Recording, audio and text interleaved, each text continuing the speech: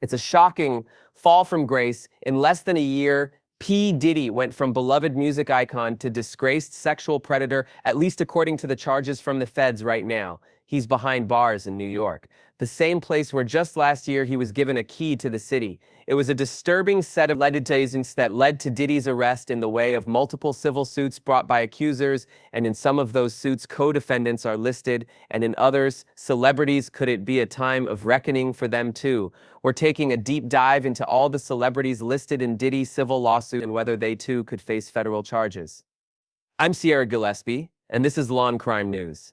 A groundbreaking case brought forth just this week when 54-year-old Shah Diddy Combs was arrested on September 15th. He now faces some pretty serious federal charges: racketeering, conspiracy, trafficking by force, fraud, or coercion, and transportation to engage in prostitution. Diddy was indicted by a federal grand jury and is now being held in Brooklyn at the Metropolitan Detention Center. After he was twice denied bail, Diddy's attorneys say he was in New York for about a week before the arrest, anticipating the federal indictment. But he wasn't the only one who kind of saw this coming after federal investigators raided two of Diddy's homes back in March. We kind of had an idea something was on the way. Just this week, we learned some of the items that investigators collected during those raids of Diddy's homes in both Miami and Los Angeles. According to the indictment against Diddy, investigators seized more than 1,000 bottles of baby oil and lubricants from his homes. The court states that these items were used in something referred to as freak-offs, which were elaborate and produced sex performances that Combs arranged, directed, masturbated during, and often electronically recorded. According to prosecutors, Diddy and his associates transported commercial sex workers over state lines, and even international. Diddy then allegedly gave these sex workers and victims controlled substances, at times unannounced to the victims. Prosecutors say Diddy did this to keep the victims obedient and compliant. He then took videos of victims having sex with these sex workers, sometimes without their consent. After all this, both Diddy and the victims would receive IV fluids to recover from the physical exertion and drug use. Federal investigators say that during the raids of Diddy's homes, they collected some of these recordings, showing the disturbing details of these freak-offs, and the feds had a heads up about these recordings, thanks to some of the civil lawsuits filed against Diddy, namely the one brought by Rodney Jones, also known as the producer, Lil Rod. Lil Rod worked with Diddy on his Love album starting in 2022 and says he experienced months of abuse, all at the hands of Diddy in his lengthy civil suit. Lil Rod refers to these recordings saying, quote, "required Mr. Jones," that's Lil Rod, to record him constantly. Mr. Jones has secured hundreds of hours of footage and audio recordings of Mr. Combs, his staff, and his guests engaging in some serious legal activity. Lil Rod's lawsuit also lays out some other pretty disturbing claims, like that Diddy assaulted him and forced Lil Rod to have sex with a prostitute. But Lil Rod's lawsuit came out swinging in more ways than one. Not only did it shed light on the dark allegations against Diddy, but it dropped some high-profile celebrity names too. First, there's Academy Award-winning actor Cuba Gooding Jr. Lil Rod alleges Diddy was, quote, grooming him to pass him off to his friends. This fear became reality when Mr. Combs introduced Mr. Jones to Cuba Gooding Jr. while they were on Mr. Combs' yacht. The lawsuit includes pictures of this too, showing both Diddy with Cuba and then Cuba with his arms around. Lil Rod court dues go on to say, quote, Cuba Gooding Jr. began touching, groping, and fondling Mr. Jones's legs, his upper inner thighs near his groin, and the small of his back near his buttocks and his shoulders. He rejected his advances, and Mr. Gooding Jr. did not stop until Mr. Jones forcibly pushed him away. Here's former prosecutor Melba Pearson. In the last couple of years, there were allegations against him for sexual assault. So now we had those prior allegations, and now we see him tied to this case as allegedly trying to, assault assault others back in on misdemeanor charges of forcible touching and sexual abuse after allegedly groping a woman in Times Square. By the next year, 3 women had come forward accusing him of non-consensual sexual touching. He eventually reached a plea deal with prosecutors that required 6 months of counseling, but no jail time. Just this summer, he appeared on Dan Abrams Live where he discussed those charges. When you pleaded guilty to a forcible touching misdemeanor in 22, eventually led to a guilty plea of a lesser charge. A year later, you settled a federal civil lawsuit, 2 more civil misconduct lawsuits. Can you understand why some would say, don't want to cast this guy? Sure, but I can also understand some people who come up to me in the street all the time and yell, show me the money, and say, hang in there, and I see what you're going through. You make movies for an audience of people. Right now, I'm making a movie for faith-based people who are excited to renew our hope in humanity, especially the times we're in dealing with politics and the world issues that are going on. So that's where I am now. And have you expressed regret, sorrow, apologies for what happened previously? Everything that happens in my life is for a reason. I believe that, and if I continue to walk on my path, whatever that is, I know at the end result, it'll be to make me stronger, to be a better person, to be a better father, and right now, that's the moment I'm in.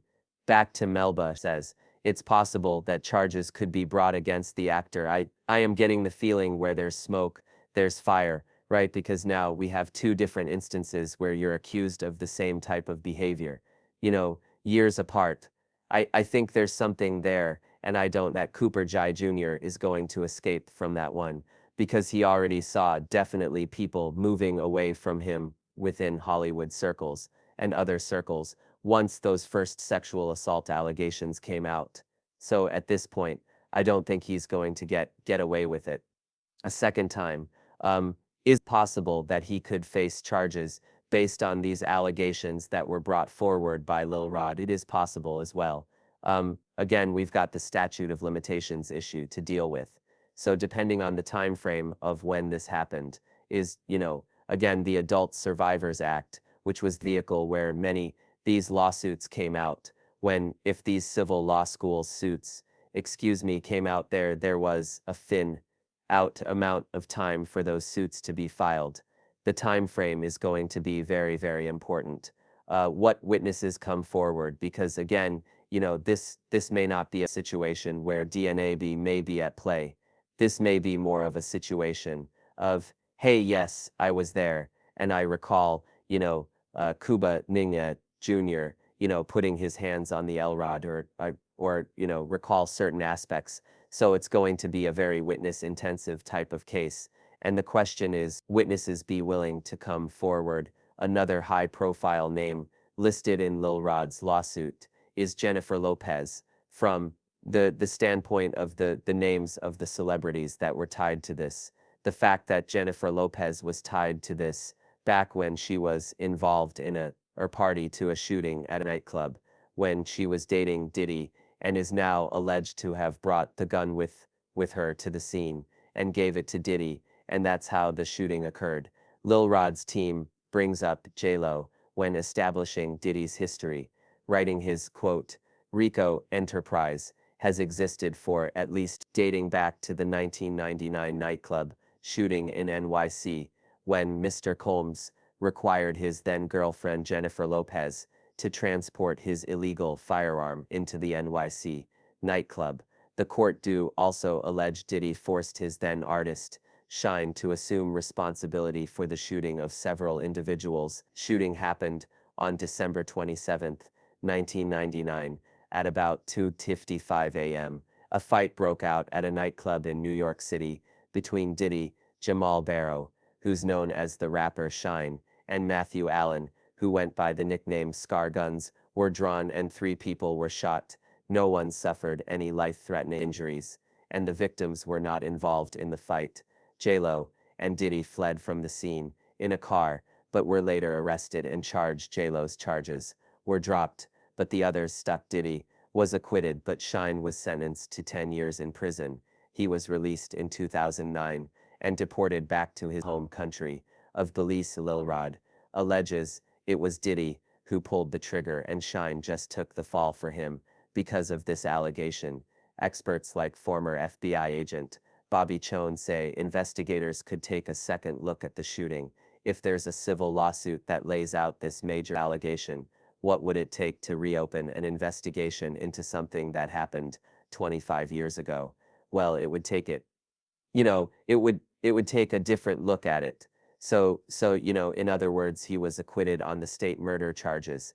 Now, federal charges can be different. You can have RICO, you can have a continuing criminal enterprise, you can have, so the underlying acts, the predicate acts, if we used to call them, when I worked RICO cases, a RICO predicate act could be something like that 1999 case, and you can use it as a predicate act. You can bring it up in, when I worked cold cases of this type, sometimes with time, with the passage of time, people aren't as intimidated and they're not as threatened, and they get away from the person who was the threat, and they feel more forthcoming to testify or to give statements in testimony. But certainly, I think that that case is going to be part of it. In the aftermath of that, they have witnesses that say he bragged about intimidating witnesses, paying off jurors. Certain when you have that kind of stuff, if you go back and you find that juror that was paid off, or jurors multiple that may have been paid off, certainly that gives you the impetus to kind of come forward and refresh those charges on a federal case. So the federal cases will be a little different. The charges are a little different. So it's not double jeopardy.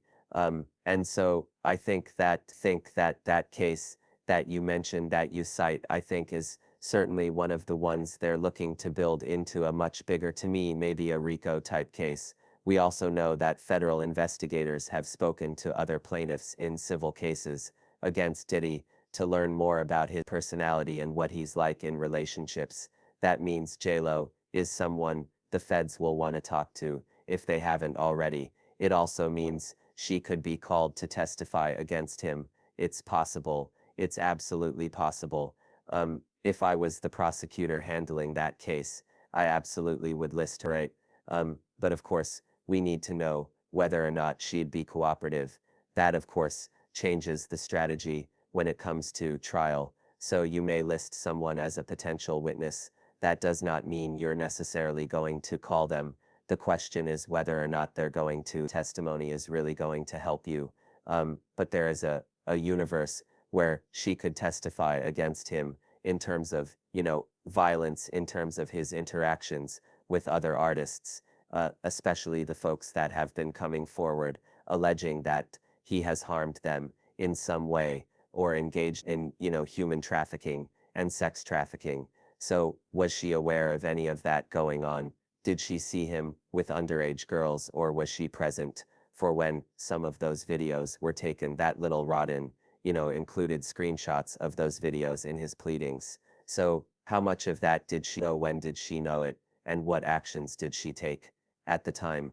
Is that part of the reason why they broke up? We don't know. So all of this will to be seen. Obviously, the prosecution and law enforcement need to speak with her, get a statement from her to understand what she knows or what she'd be able to testify to, and then make appropriate decisions from there. But it's not just artists that Lil Rod named either. He specifically mentioned Prince Harry, the Duke of Sussex, in Satox. It reads in part, quote, Mr. Colmes was known for throwing the best parties, affiliation with and/or sponsorship of Mr. Colmes, sex trafficking parties, garner legitimacy and access to celebrities such as famous athletes, political figures, artists, musicians, and international dignitaries like British Royal Prince Harry. Why even name Prince Harry? There's no allegations against him or anything, but why bring him up? I think it may have been a move to bring more credibility to the filing and say that, basically he being Diddy was using his fame, fortune, and influence to insulate himself. So he was able to legitimize some of the activities he was doing by having these lavish parties, bring all these A-list celebrities, but somewhere in a back room or somewhere in another wing, horrible things were happening. So the fact that Prince Harry was there does not necessarily mean he was participating in what was happening. And just because you were at a party doesn't mean you know what's happening in every inch of the house. I mean, if you think about it, if the part is being thrown in a mansion, there are various floors and wings, so it is completely possible that he was there and did not participate. Now, you had said Prince Andrew especially as a result of the allegations that came out in connection with the Is-In case, that they were close and that they traveled together. And, there was a person that alleged that he had sexually assaulted her while she was underage. That would be a different story. But Prince Harry, and the way that it was mentioned, seemed to be very, again, just sort of trying to bring legitimacy and talk about these were the people that he surrounded himself by to protect himself. Prince Harry has no criminal charges or even any accusations of illegal activity, but he could still see the inside of a courtroom. In a defamation case, it's possible that Prince Harry may be able to preserve his reputation, and since it was such a minuscule mention in the greater context of this filing, he may be okay. Another celebrity mentioned in Lil Rod's lawsuit is Young Miami, who dated Diddy from 2010. The lawsuit, Young Miami's cousin assaulted Lil Rod during the Thanksgiving holiday in 2022. It reads, quote, Young Miami's cousin burst into the bathroom and began groping Mr. Jones. She started undressing and attempted to straddle him and have sex with him in the presence of Mr. Colmes and his staff. Similar to Prince Harry, there are no allegations against Young Miami herself, so there's probably no worry of charges being filed against her, but there could be charges against some of the other people listed in Lil Rod's lawsuit. That's people like Diddy's chief of staff, Christina Coram, who Lil Rod compares to G.L. Maxwell, the longtime companion of Jeffrey Epstein. Epstein died by suicide in 2019 when he faced numerous charges of sexual assault over the course of multiple years. Maxwell was charged and found guilty of sex trafficking in relation to her time with Epstein, and she is currently serving a lengthy prison sentence. Lil Rod says Christina Coram ordered sex workers and prostitutes for Mr. Colmes and ordered and distributed ecstasy, cocaine, GHB, ketamine, marijuana, and mushrooms to Mr. Colmes and his celebrity guests who were present on his rented yacht and his homes in La NYC, Miami. This is referenced in Diddy's indictment, too, saying members and associates of the Colmes enterprise, including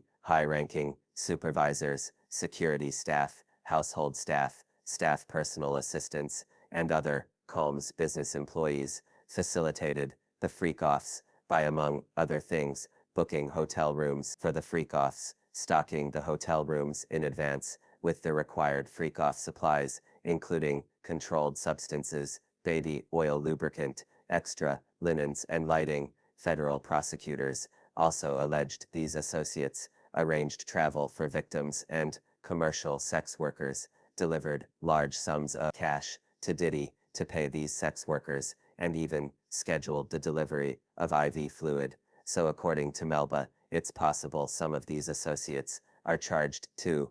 None of these cases, when you have these high-profile people that have been using people over years, these cases happen without a Kelly had a handler, Epstein had a handler, Weinstein had a handler. Everybody has in those scenarios of those powerful people, powerful men that are abusing other people. They have someone that does their dirty work, and it's usually not only just one person, it's several people who may have different duties. So again, seeing this woman being his handler, being the person to get him drugs, being the person to procure sex workers for him, being the person to basically be on cleanup duty in case of, covering up or silencing people that might want to come forward, that's not unusual. And she is also going to bear the brunt of criminal liability, just like Ghislaine Maxwell did, and basically had to take the entire brunt of the criminal justice system alone because of the fact that, Epstein committed suicide and was not able to be held accountable. And we can't talk about Diddy without mentioning Cassie, the one whose lawsuit blew the lid off Diddy's alleged scheme. She filed civil suit against Diddy last November under the New York Survivor Act, meaning any sexual assault survivor could file suit against their accused predator, and the the statute of limitation didn't matter. Cassie's lawsuit was settled just one day after it was filed, but it was still made public, dropping a laundry list of bombshells about Diddy that the public hadn't previously heard. Cassie's lawsuit outlined years of abuse by Diddy, starting she was just 19 years old, and at the time, he was 37. According to her suit, Diddy was prone to uncontrollable rage and frequently beat Cassie savagely. Cassie alleged Diddy forced her to use drugs and would physically beat her, force her to have sex with prostitutes. Then there's the gun allegation that on at least 2 occasions, Diddy demanded Cassie hold his gun in her purse. The lawsuit goes on to state, quote, there was no clear reason why Mr. Combs required her to hold his guns, except to reinforce to his young girlfriend that he was violent, powerful, and dangerous. This echoes similar allegation made by Lil Rod about Jennifer Lopez's part in the 1999 New York nightclub shooting. Not only did Jennifer Lopez allegedly bring the gun to the club, now we're also looking at years later, Cassie coming forward and saying that Diddy forced her to carry a gun with her when they went to different events. So again, I think that this is more along the lines of when you look at this from a domestic violence lens, from the standpoint of the abuser being very controlling and demanding certain activities to prove loyalty to, basically put yourself in a bad situation. Only he can be the one to save you, basically. So in seeing that the parallels between J-Lo's experience and Cassie's experience, number one, it brings more credibility to what Cassie said in her pleadings, but also, again, it causes us to look at Jennifer Lopez and be like, some of the comments she made about the end of her relationship to Diddy in terms of, well, there was infidelity and, she kind of skirted the issue a bit. But when you start to look back at her comments, you start to think, oh, were you in a domestic violence relationship with Diddy, much like how Cassie ended up in a domestic violence relationship with him? Cassie kind of broke the floodgate, so to speak, when she made her civil suit back in November. These crazy allegations, we'd never heard anything like it before, and then all of a sudden, we have several more people coming forward, and then more turns to 2024. So we have multiple plaintiffs who are coming forward, alleging very similar things. I'm wondering, without these civil suits, would we even be here right now? Would Diddy even have been arrested and indicted? I really don't think so. I really don't think so, because Cassie's loss opened the floodgates, and I think it empowered other survivors to come forward and tell their story. And when Little Rod came forward, I think that was just another huge, just a huge moment in this case, because now you have male victims coming forward, and we know statistically male victims of sexual assault generally don't report for a number of reasons, but they many times view it as an attack on their masculinity, and they're very concerned about how they would be viewed publicly. And Little Rod was brave, which I really commend his bravery in standing up and saying, listen, this what happened to me, and that empowered more and more folks to come forward, including most recently Danity K, one of the members of Danity Kane, stating that he had abused her and she had witnessed the abuse he had levied on others. So I think that all of these voices coming forward and saying, listen, there's something here. The feds took notice, and even though they may not have been public about it at first, we knew, obviously, when they searched the houses, we knew that this was getting very serious, but they were monitoring this the minute that Cassie filed her lawsuit, and when they read those allegations, I can assure you that investigation started immediately, and then as more and more survivors came forward, again, the feds would be going and interviewing each of those people, seeing what evidence they have. So, for instance, do they have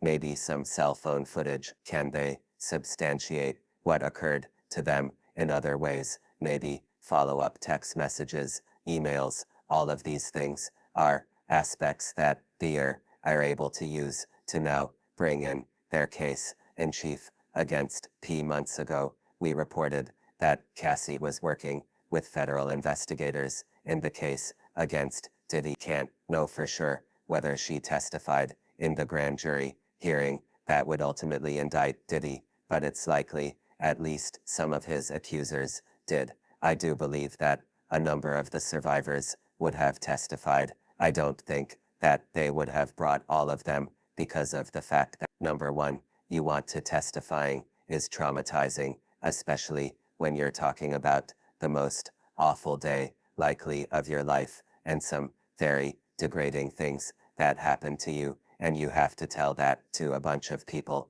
you don't know. So you have to be very cautious in when and how you bring your victims and your survivors to testify, and think about that in terms of your strategy, because again, you may want to save some of the survivors for the actual trial if this does go to trial, and maybe just pick one or two that make the point, right? And then you can fill it in with more evidence as the trial proceeds, but you don't necessarily have to show all of your evidence to the grand jury. You just pick the strongest pieces of evidence so that, again, you're not burning your survivors out before they get to the point of trial unnecessarily. Obviously, they do have to testify and, tell their story so that the jury has something to liberate on. But at the same token, you don't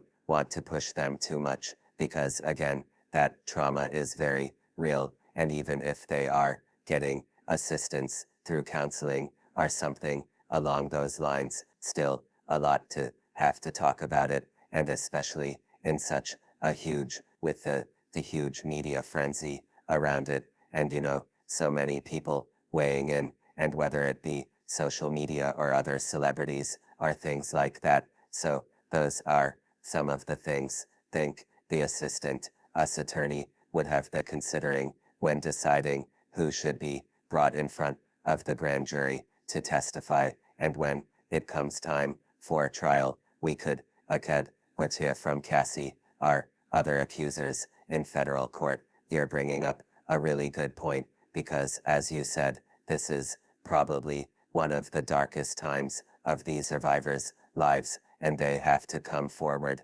with these serious allegations and relive the trauma that I'm sure they've been working to overcome. It's really tough, but we're assuming that a lot of them are going to testify at the trial, whenever that may be, and there are several accusers that have to go through and do all of that. What would it look like at the trial then? At the trial, now the key is the U.S. Attorney's Office has to make sure that they're not going too far afield with bad character evidence. We saw how that kind of backfired in the Harvey Weinstein case, where, as well as Bill Cosby case, where other instances were brought in that were maybe not as close in time, or more so not really enlightening the jury about what happened in the charges that were in the indictment, but more so he's just a really bad, horrible, predatory person. That may be the truth. However, comes to proving the charges at hand, you have to be very focused on making sure the jury understands what happened during the time frames that are specified in the indictment. And so if some of these other survivors, let's say something happened 10 years ago, that might be too far in time for them to be able to testify. But if we're talking about an instance of something that happened last year, for instance, that might be closer in time to allow them to be able to testify. And again, if they have specific knowledge about certain aspects of the indictment, of course, they'll be brought to testify. Again, you have to be very cautious, because you want to be able to preserve, if you're able to get a conviction, you want to be able to preserve it on appeal by not making these types of errors. After his indictment this week, Diddy pleaded not guilty to all charges and was denied bond. Statement from his legal team reads, quote, Short Diddy comes is a music icon, self-made entrepreneur, loving family man, and proven philanthropist who has spent the last 30 years building an empire adoring his children and working to uplift the black community. He is an imperfect person, but is not criminal. To his credit, Mr. Combs has been nothing but cooperative with this investigation, and he voluntarily relocated to New York last week in anticipation of these charges. Please reserve your judgment until you have all the facts. These are the acts of an innocent man with nothing to hide, and he looks forward to clearing his name in court. More updates are sure to come in the case of United States versus Short Diddy, so make sure to subscribe to our YouTube page so you don't miss a thing. Reporting for Law Crime, I'm Sierra Gillespie.